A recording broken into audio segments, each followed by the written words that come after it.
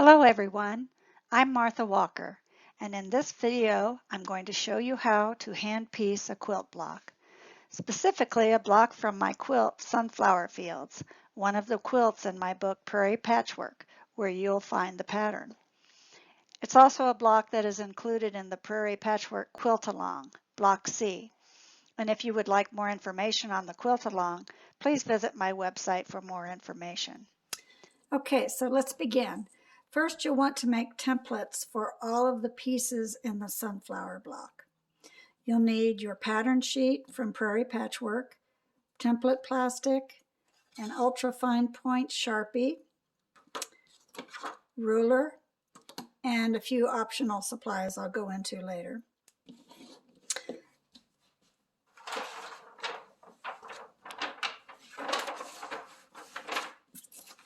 So here is my pattern sheet, upside down so it'll fit.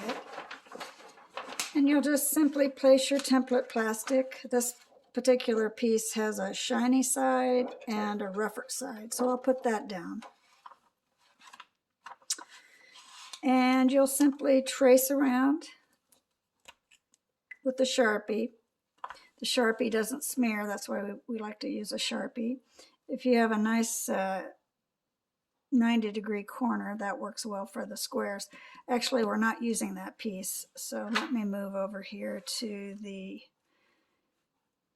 little pie shape. I'm going to use a ruler for the straight portion of it. And then I'm going to have to freehand.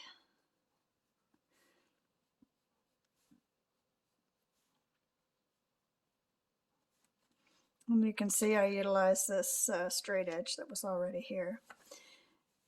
I'm writing upside down. I'm going to label this piece and mark the straight of grain.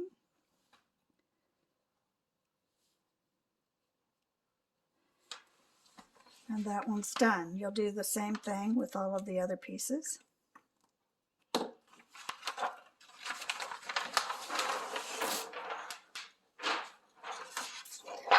And then you'll want to cut it out.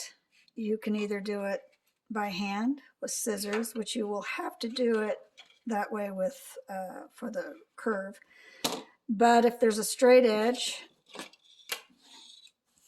and my hand is steady, I use a rotary cutter that has an old blade in it for cutting paper and plastic. So that's what I'll do on this edge. Make sure it went through. No, it didn't.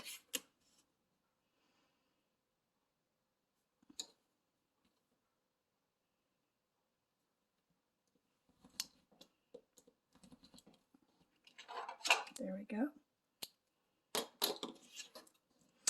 And then you'll want something with short blades. That'll make it a lot easier to get an accurate curve. And you'll just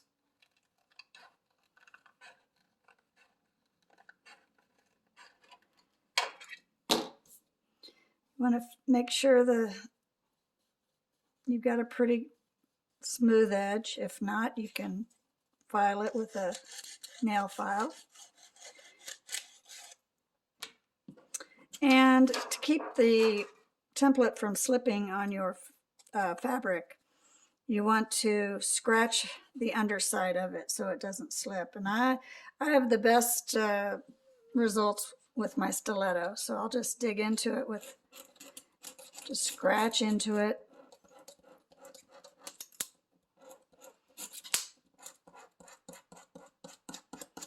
You can also use a seam ripper or your scissor blade. And you can see this keeps it from slipping. Another way to keep them from slipping is to put some little sandpaper circles on the back side. And I use these, they're called fabric grips made by Collins. And they're really useful for these tiny little pieces. So these are all of the templates that you'll use to cut out your shapes. So for the tiniest little shape here, I am going to use this fabric.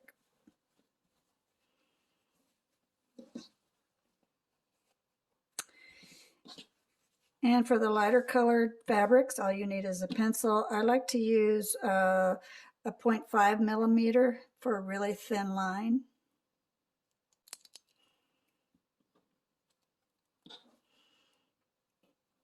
And you'll simply trace around the shape with your pencil, trying not to shift your template.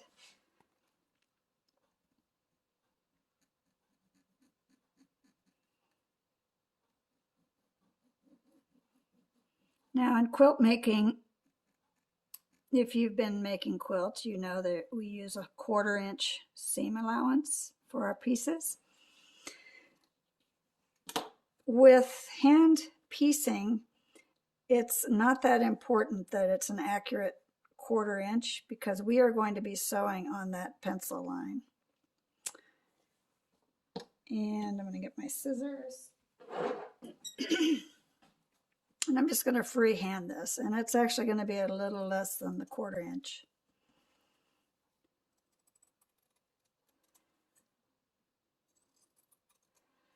I'm going to blunt that edge so it's... Now that's one at a time. You'll probably want to trace all of them on your fabric. For the outside of the sunflower block, you've got this piece. You'll need 4 of these that you'll sew together, which I am using this fabric. I am going to want a 1/4 inch seam allowance here because I'm going to machine sew this to the rest of the quilt blocks. And there's a nice tool that can help you do that. Let's see.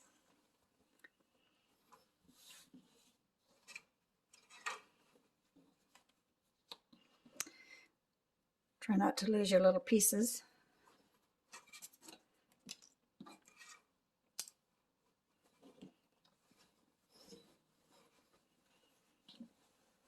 Okay.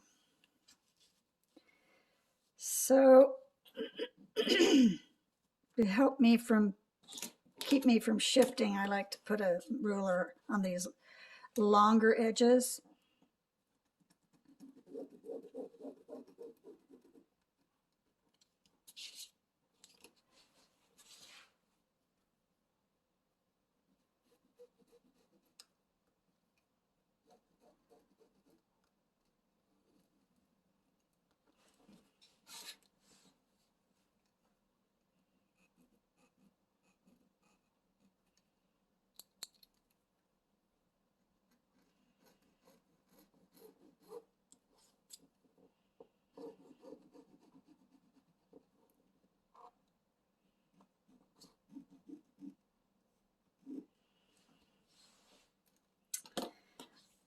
Of course, if you're marking on a dark fabric, you can use a sew line pencil or a chalk marker, just something that's light.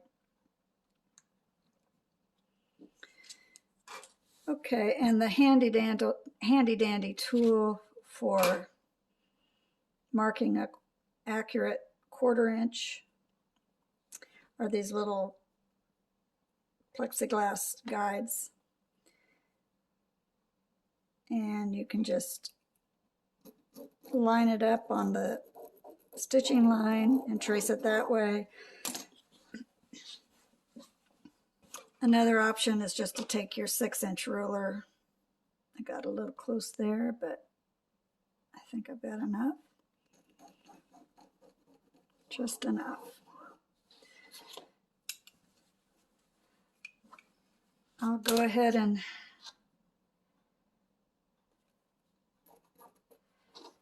do the rest.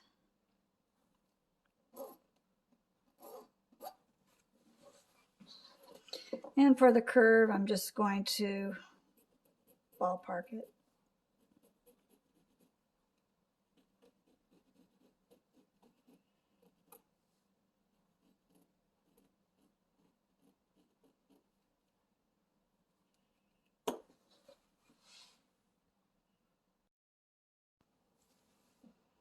Okay, so now I have my pieces cut out, and I have them laid out roughly the center portion,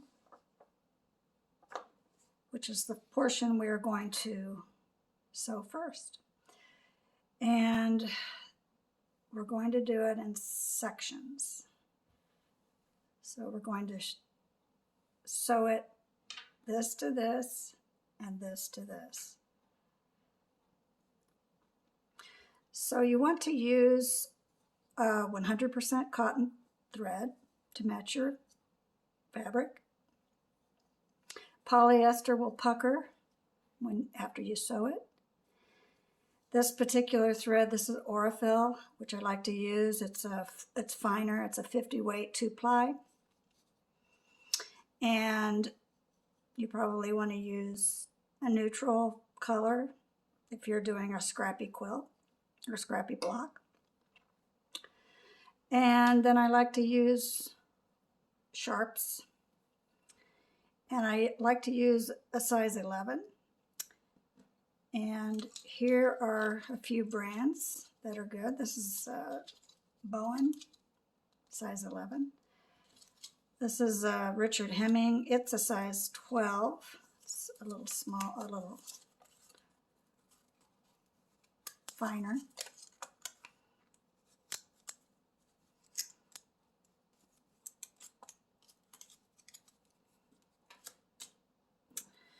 So I already have my needle threaded and knotted. You do not have to knot. It's just a personal preference. I'm a knotter.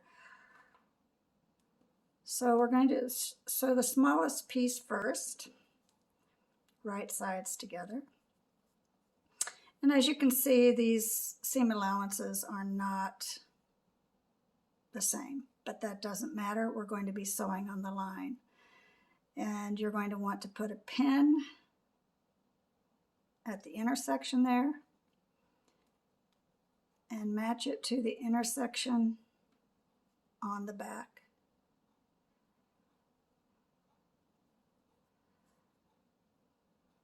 Line it up.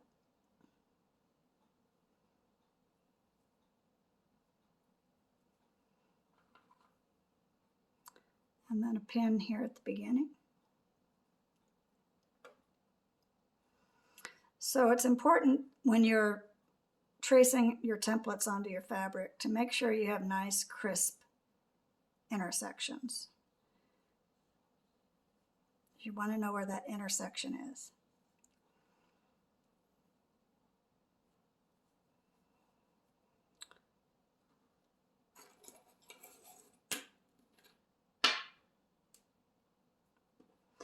And then you're going to take a back stitch. You're going to sew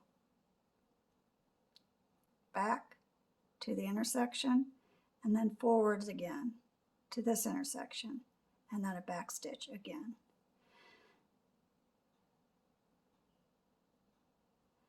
And this is just how I do it. It's not necessarily right or wrong.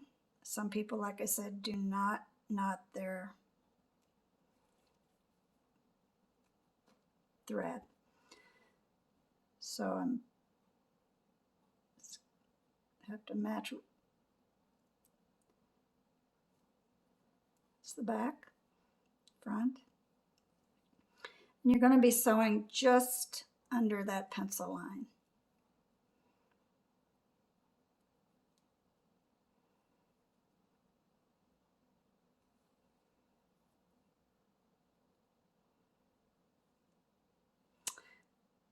And now we'll go across the seam there. You can load your needle with a few stitches and you'll want to be constantly checking your back to make sure you're right under the line.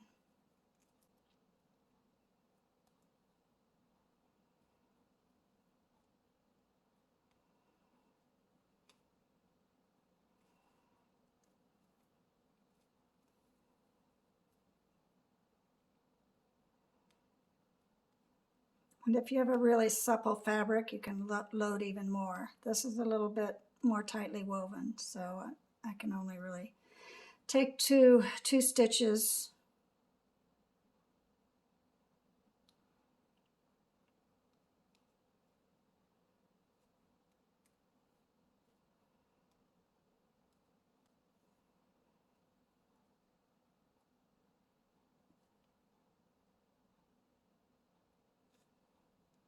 All right, here we are at the end.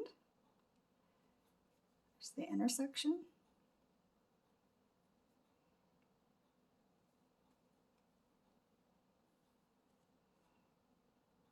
Back a few.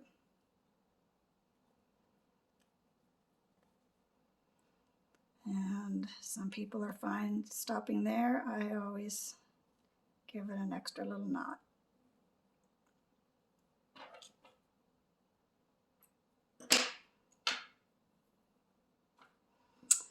All right. We may press this one way or the other, but we're just going to finger press it for now. We're not going to determine which way we're going to press it until later.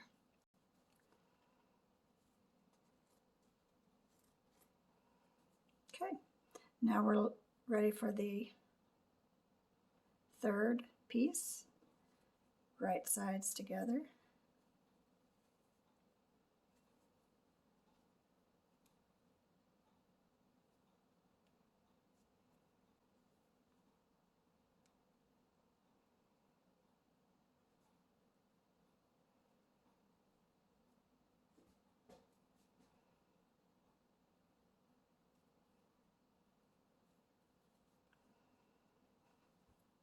Okay, I'm going to show you a neat way to knot your thread.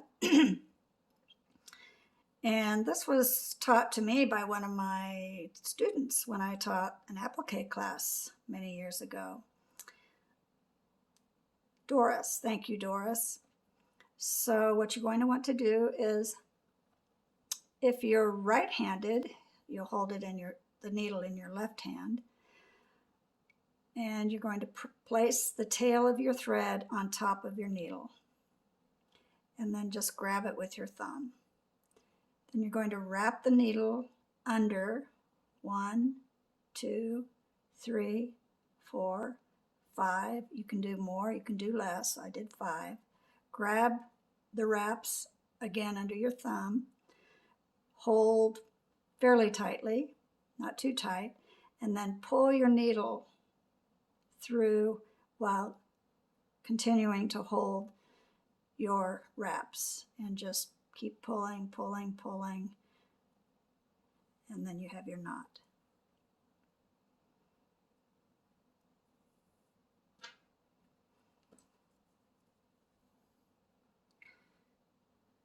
Again, a back stitch.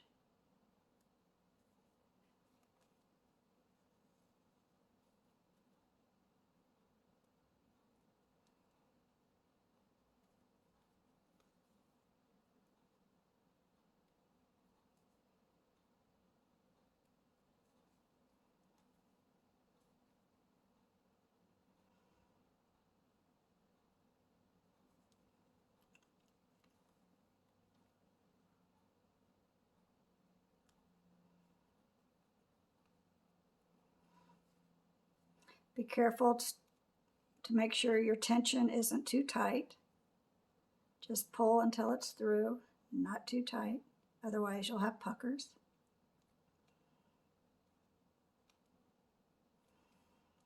Still checking the back.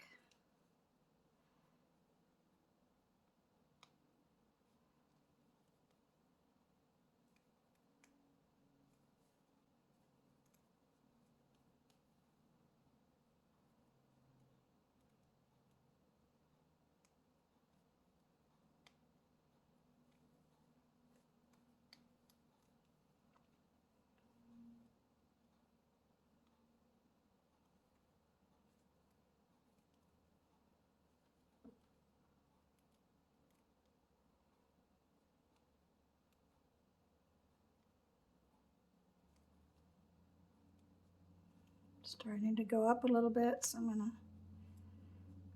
pull that down a little bit.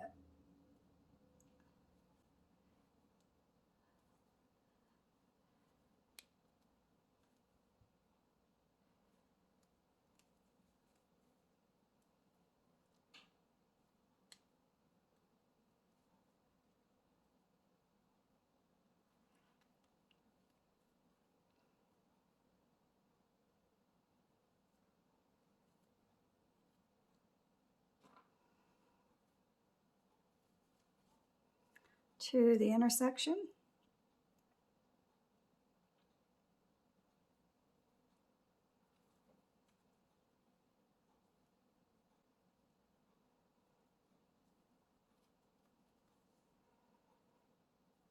And another back stitch.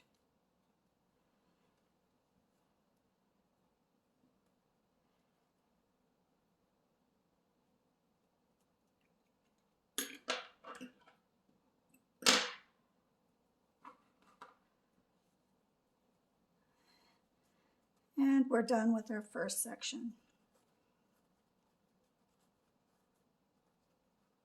And you're going to repeat this for the rest of your pieces, and you'll have 9 segments that look just like this.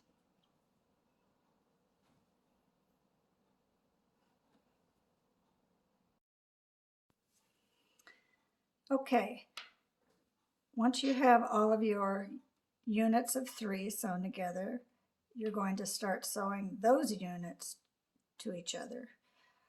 And you can do them in pairs, you can do them one at a time. I've already got 2 pairs sewn together. And I'm going to show you how that's done. You're going to take 2 and right sides together. And obviously this is not a straight seam. This is going to be like an elbow shape. So you're going to sew this side first, back stitch,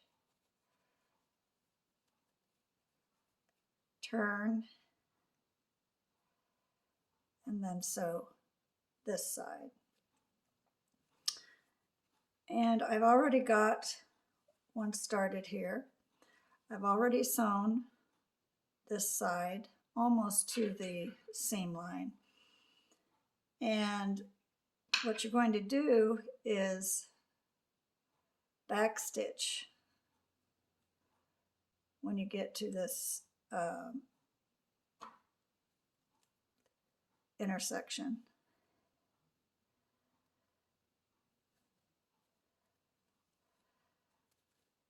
And that's going to secure that seam. It will look a lot more crisp, and it'll alleviate any tension problems.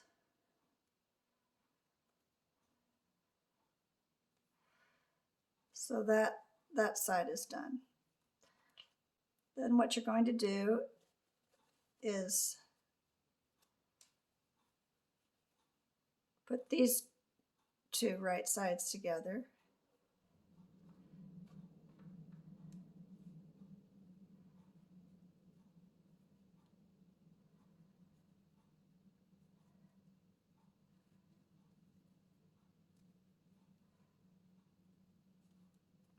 And I'm still on this side of the seam.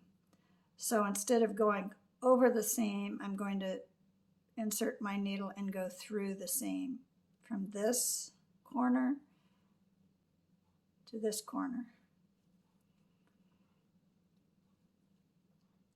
And that keeps this seam allowance free, and you'll just pleat that to get it out of the way and do another back stitch right here.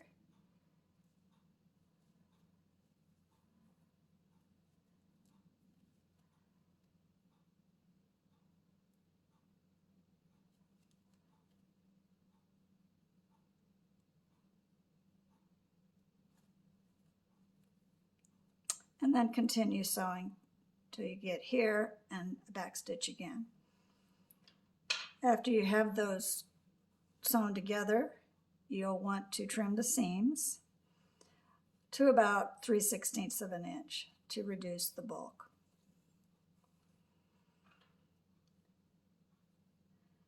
And then you'll continue sewing those segments together until you have your completed center section.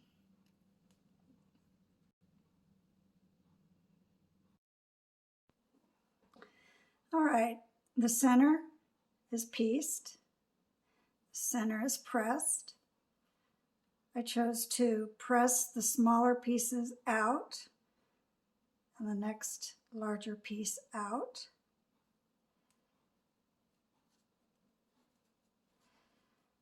I already have the background pieced, the 4 different sections. They're pressed open. Now we're going to piece the center to the background.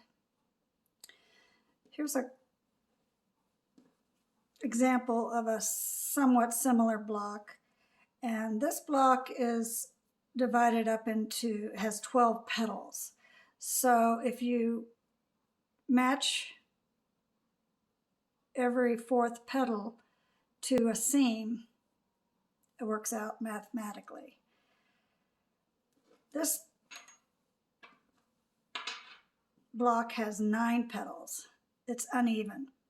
So the way we're going to figure out how to match up with these seams is we're just going to fold it.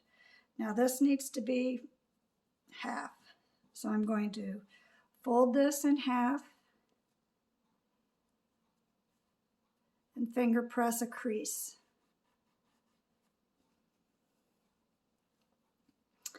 And just to make sure certain I see it, I'm going to pin it as well. Now I'm going to match the center to the top here.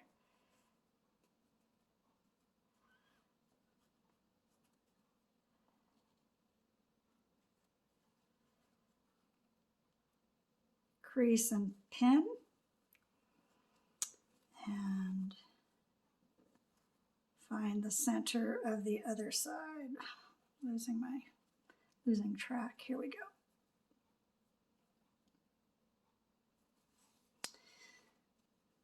Finger press and put a little pin in there.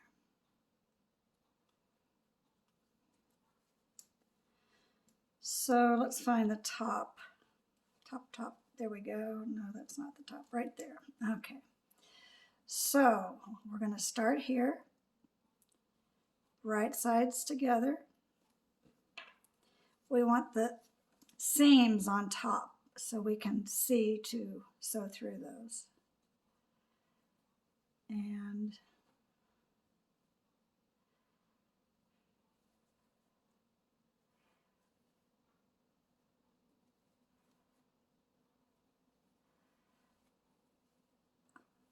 I'm going to find the center, and then it's a little bulky, so I'm going to pin on the sides.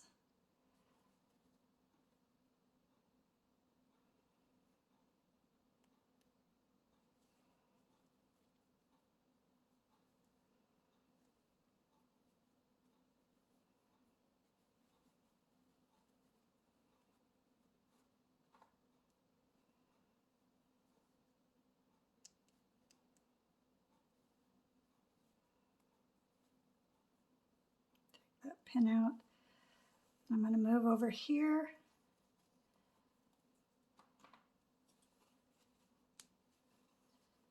There's my pin to mark the other quarter section, and I'm going to match it to that seam.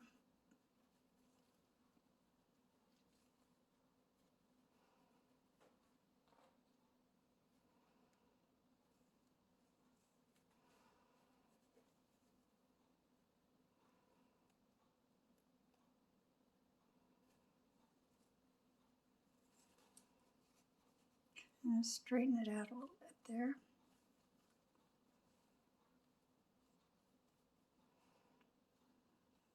Okay. Now you're going to just ease in that curve onto the background square a little bit at a time and pin across.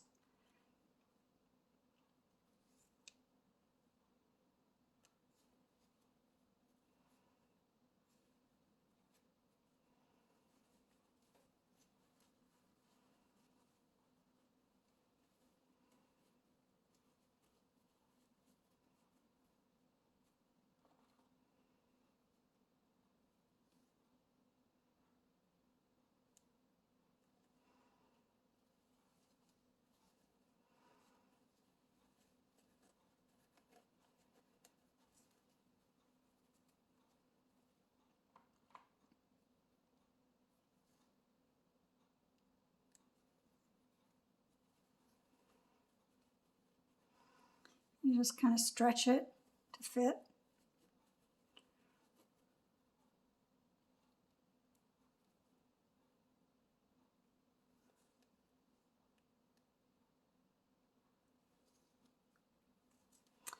And instead of pinning the entire thing, which would kind of make a mess, I always just sew it in sections.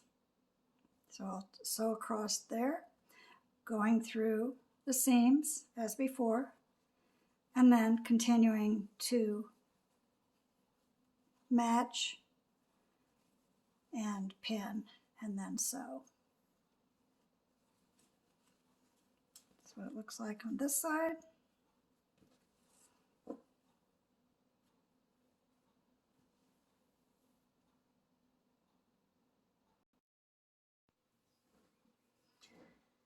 Okay, now the center circle has been pieced to the background,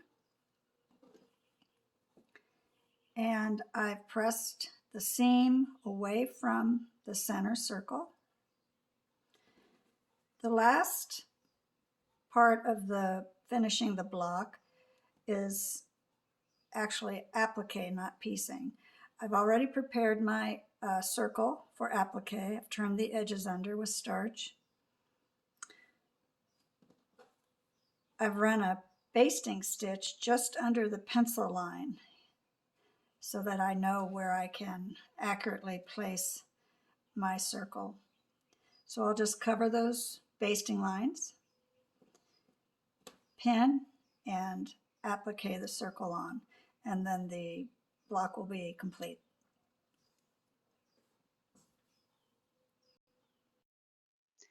Thank you for watching, and I hope you enjoyed this video tutorial on how to piece a quilt block. You can now take what you've learned here and make an exciting variety of both simple and complex quilt block designs.